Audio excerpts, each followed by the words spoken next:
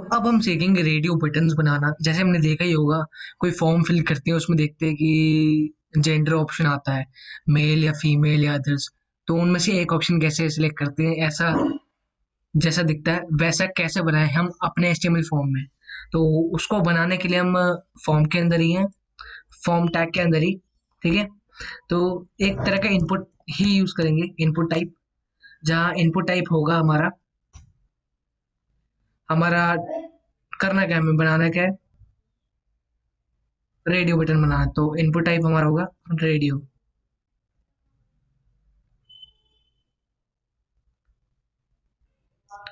Input type radio बना दिया।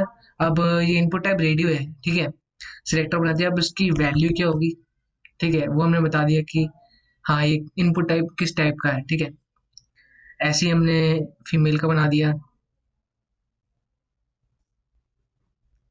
ठीक है, और इसके बाद एक एक और बना दिया अदर्स के लिए।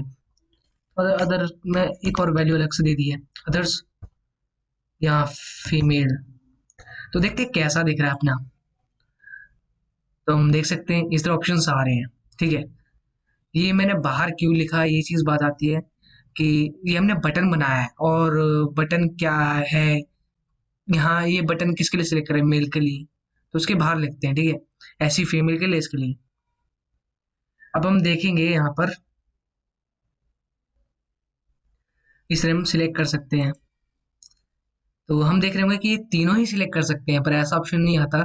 हाँ आता है कई बार कि मल्टीपल होता है, पर यहाँ पे हमें एक ही सिलेक्ट करना है, ऐसा चाहिए तो। ठीक है, तो यहाँ पर सबको हम पहले वैल्यू सेम देंगे। सॉरी, यहाँ पे हम को सबके ना एक नेम सेट करने होंगे कि ये जैसे जेंडर डाल दिया, अगर मैं मेल डाल देता हूँ, मतलब अभी तो कोई भी नहीं है। ठीक है, तो ऐसा चाहिए कि मैं अगर एक सिलेक्ट कर दिया है तो दूसरा सिलेक्ट ना हो। ठीक है, तो इन सबके में नेम सेम करने होंगे। तो मैं डाल देता हूँ ये चीज।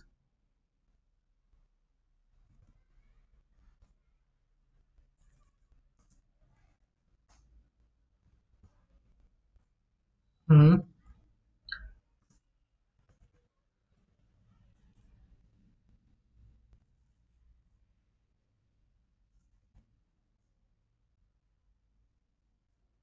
तो अब हम देखते हैं कि अब मैं इस पे क्लिक कर रहा हूँ या इस पे जा रहा हूँ, तो एक ही पे क्लिक हो रहा है, मतलब ये इंटरकनेक्टेड है।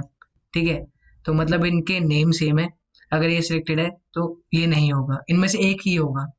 ठीक है, अब ये तो हो गया दिखने के लिए। ठीक है, अंदर जो भी हम सिलेक्ट कर रहे हैं वैल्यू, ठीक है, अगर हम मेल सिलेक्ट कर रहे हैं, अदर सिलेक्ट कर रहे हैं, ये जो वैल्यू हमने दी है, ये बैकएंड में जाए इन्फॉर्मेशन, उसके लिए इन सब के लिए वैल्यू देनी पड़ेगी। इसकी वैल्यू क्या है, ठीक है, तो हम यूज करते हैं वैल्यू एट्रीब्यूट इसके अंदर।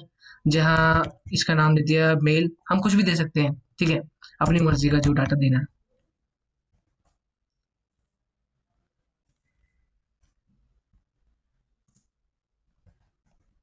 वैल्यू यहाँ पे मैं फीमेल दे देता हूँ। जो हम इस इनपुट टाइप का जो रेडियो बटन है, जैसे इस पे क्लिक कर रहा हूँ, ठीक है, तो वैल्यू इसकी क्या जाएगी डाटा में, ये कौन सा जेंडर है, फीमेल जेंडर, इसकी इंफॉर्मेशन जाएगी वैल्यू में।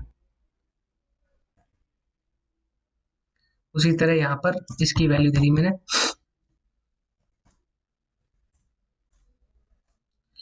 अदर्स। ये नॉर्मली कुछ दिखेगा नहीं, नॉर्मली जैसा है वैसे ही दिखेगा, बस ये इन्फॉर्मेशन बैकएंड में कैसे जाएगी, ठीक है, उसके लिए, जो हमारा मतलब नहीं है पर डालना जरूरी है, और सीखना भी जरूरी है चीज। तो अब तक क्लियर होगा हमें कैसे बनाते हैं रेडियो बटन। और ये नेम का भी इसे कैसे समझ में आ गया होगा कि अगर ऐसा ऑप्शन चाहिए कि हाँ हमको इन तीनों में से एक चाहिए, अगर वो मेल है तो फीमेल नहीं हो सकता ना। ठीक है, तो उनमें से एक ऑप्शन चाहिए, ऐसा चाहिए, तो इन सबके नेम सेम करने होंगे इस तरह ही। और ये हम जेंडर वाला भी हो सकता है, कुछ भी हो सकता है। और एक और चीज होती है कि एक अभी तो ऑटो सिलेक्टेड नहीं आ रहा है, खुद सिलेक्ट कर रहे हैं तो हो रहा है। पर अगर हम चाहते हैं कोई ऑटो सिलेक्टेड आए पहले से ही रिफ्रेश करने के बाद, तो वो कैसे होगा।